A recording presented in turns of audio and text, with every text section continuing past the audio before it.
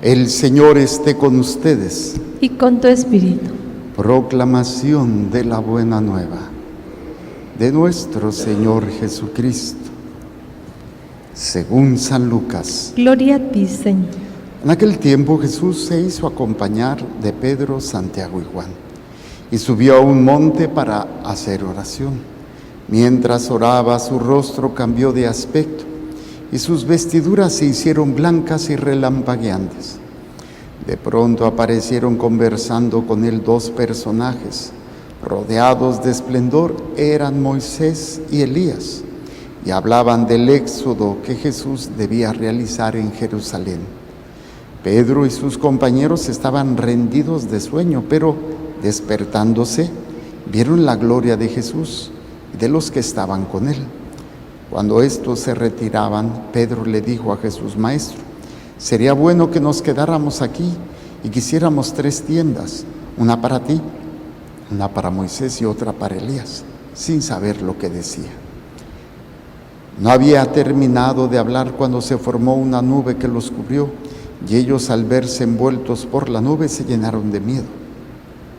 De la nube salió una voz que decía: Este es mi Hijo, mi escogido, escúchenlo. Cuando cesó la voz, se quedó Jesús solo. Los discípulos guardaron silencio y por entonces no dijeron a nadie nada de lo que habían visto. Palabra del Señor. Gloria a ti, Señor Jesús. Por la lectura del Santo Evangelio sean perdonados nuestros pecados. Amén. A ver, sentados.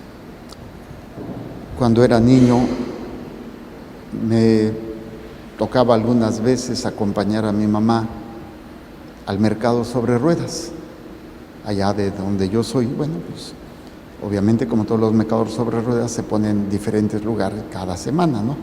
Entonces íbamos al mercado sobre ruedas y me acuerdo que una de las cosas que me gustaba del mercado es que te daban a probar comida. La verdura, la fruta, por ejemplo, la jícama ya preparada con limoncito, chilito, o el mango, o el melón, o la crema, o el queso, la tostada embarrada de crema, el latte. No, hombre, después de ir al mercado siempre llegaba sin hambre a la hora de la comida, porque a veces yo me daba 2 o 3 vueltas por el mismo puesto para estar comiendo, porque estaba muy bueno. Y obviamente esto es una estrategia para que la persona quiera comprar, probar, pues se te hace bueno, te gusta y lo vamos a comprar. Lo que hoy celebramos es una probada de lo que el Señor nos ofrece a todos. Y es algo que a veces no alcanzamos a digerir o a entender, que es la transfiguración, ese don maravilloso donde el Señor deja entrever un poco su gloria a sus discípulos. Y sabemos que esto sucede antes de lo que va a ser su pasión, y se refieren a esas 2 montañas, el monte Tabor y el monte de donde es crucificado el Señor. Entonces, obviamente aquí la intención de Jesús, de Dios, es preparar a los discípulos a esa experiencia tan difícil como va a ser ver morir a su maestro.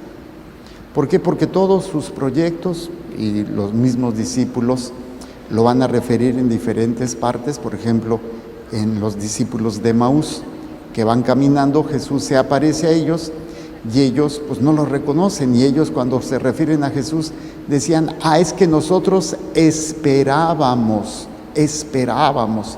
que Él fuera a restaurar la gloria de Israel.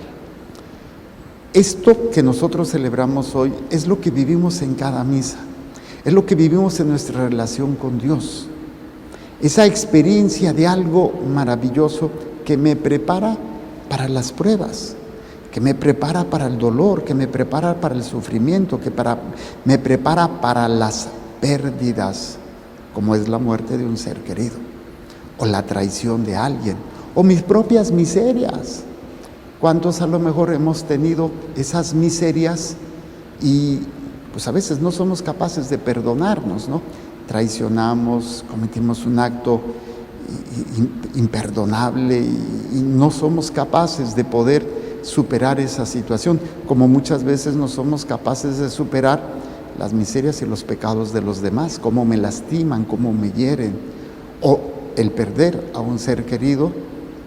Puede ser perderlo físicamente porque se muere, puede serlo perder porque se va, porque me abandona, porque me deja solo. ¿Cómo se prepara uno para todo esto? Entonces, la transfiguración es una preparación que nosotros lo tenemos en cada momento de nuestra relación con Dios. Ver la gloria de Dios no se refiere solamente a ver una luz maravillosa, que es a cómo se refiere el texto. Jesús se revela, se manifiesta, se ve esa gloria y pues los discípulos no saben ni qué está pasando. Hablan pero de puro miedo. Ay, Señor, qué bien estamos aquí, hagamos 3 chozas, una para ti, otra para Moisés y otra para Elías. Y el mismo texto dice, no sabía ni lo que decía. Probablemente era más la impresión que la conciencia de lo que estaba hablando. Es cuando el Señor da el mensaje, Dios Padre da el mensaje acerca de su Hijo. Este es mi Hijo muy amado, escúchenlo, ¿sí? Dice, este es mi Hijo, mi escogido, escúchenlo. Entonces toda manifestación de Dios en nuestras vidas, lo tenemos en la Eucaristía, lo tenemos en la confesión, lo tenemos a través de su palabra, pero también a través de los acontecimientos diarios. La voluntad de Dios se manifiesta a través del tiempo y sus circunstancias. O sea, Dios no deja de manifestarse en nuestras vidas. Aún en los momentos más difíciles y dolorosos, Dios se manifiesta. ¿Para qué se manifiesta? Los discípulos no se quedaron con la transfiguración, no. Se quedaron o aprendieron lo importante, a escuchar a Dios. ¿Por qué? Porque el que no escucha va a escuchar otras voces. Y creo que todos hemos experimentado eso. Hemos actuado guiados por nuestros miedos, hemos actuado guiados por nuestros instintos, nuestras pasiones, nuestras inclinaciones, nuestras necesidades. Y todo esto, pues obviamente, no nos ha llevado a situaciones mejores, sino a veces hasta peores. Entonces, la enseñanza de la transfiguración es la escucha. No es tanto ver solamente ese milagro, sino de ahí yo tengo que salir aprendiendo a escuchar. Lo que pasa es que no sabemos escuchar, más bien hacemos lo que queremos, lo que sentimos, lo que deseamos o lo que pensamos que necesitamos, pero no escuchamos. Decía mi mamá, les entra por un lado y les sale por el otro. Tercos, mulas, rebeldes, y por qué yo, y no, y esto y aquello. La manifestación más grande que tenemos es la Eucaristía. Pero ¿de qué sirve vivir la Eucaristía si yo no escucho? Si yo no escucho lo que la palabra de Dios me dice, si yo no escucho lo que significa el sacrificio que Él hace en la cruz, no escucho. Por eso el legado de la transfiguración no es solamente ver ese momento de la luz, de la gloria de Cristo, sino lo voy a obedecer precisamente porque sé quién es Él.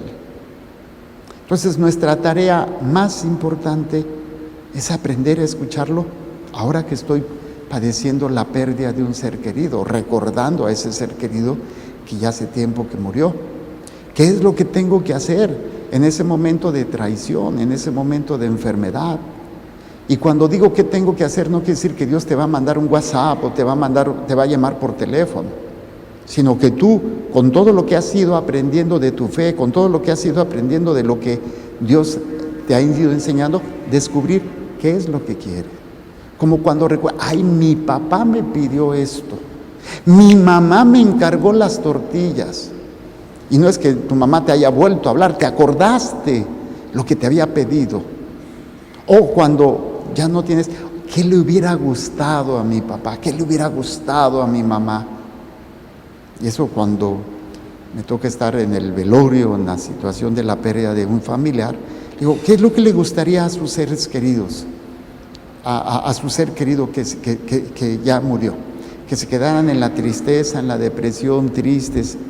¿O qué es lo que les gustaría a él? ¿Que le echaran ganas, que fueran mejores? o que se quedaran todos tirados en esa autocompasión, en ese dolor y conmiseración, es que, ay, me dejó. No. Entonces, eso es lo que hacemos nosotros en nuestra relación con Dios. ¿Qué es lo que Dios quiere de mí desde esta realidad que estoy padeciendo?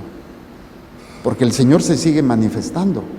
Ya tal vez no con una transfiguración, pero sí en mi vida diaria, a través de las personas, a través de los acontecimientos y obviamente a través de su palabra y su Eucaristía, el Señor se sigue manifestando para que aprendamos a escucharlo. Toda experiencia mística que ha habido a lo largo de la historia, hablando de una Santa Margarita María Alacoque o una Santa Faustina, vidente del Señor de la Misericordia, cualquiera, no fue un acto en donde, pues es que a mí se me apareció y ahora yo soy el centro, véanme a mí. No, toda manifestación, toda revelación privada siempre fue para que ellos escucharan e hicieran lo que Dios les pedía.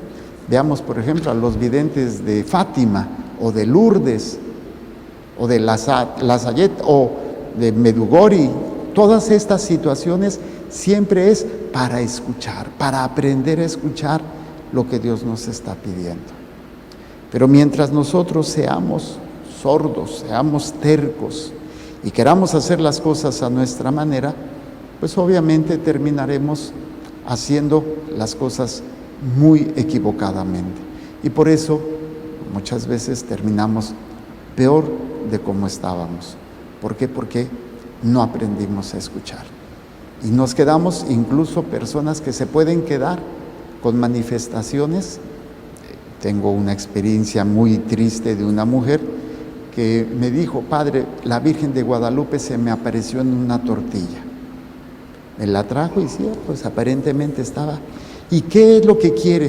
Pues quiere que hagas la voluntad de Dios, que cuides de tu familia. No, es que me está escogiendo para algo.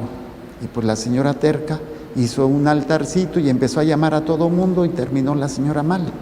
Terminó perdiendo a su familia, perdiéndolo todo, porque no supo entender lo que Dios le quería decir. Aprender a escuchar, no aprender a imponer tu voluntad, no aprender a decir cosas que no son de Dios. Por eso cuando viene gente, padre, se me apareció, padre, me dijo, padre, tuve esta experiencia mística. Sí creo, Dios se sigue manifestando. Dios no está pasivo, nada, se sigue manifestando. Pero el problema no es que se manifieste, el problema es que no sepamos escucharlo. Y ahí es donde mucha gente se pierde. Y tengo una anécdota, bueno, no es mía, pero de un sacerdote en México que tuvo una hostia manchada de sangre, así como parrayito, ¿no? Y pues le dijo al obispo, y el obispo le dice: consúmenla. O sea, en estos casos a veces el obispo manda que se ponga en un vasito con agua limpia, se deshaga, después se consuma el agua o se tira una plantita. Pues el sacerdote no quiso obedecer.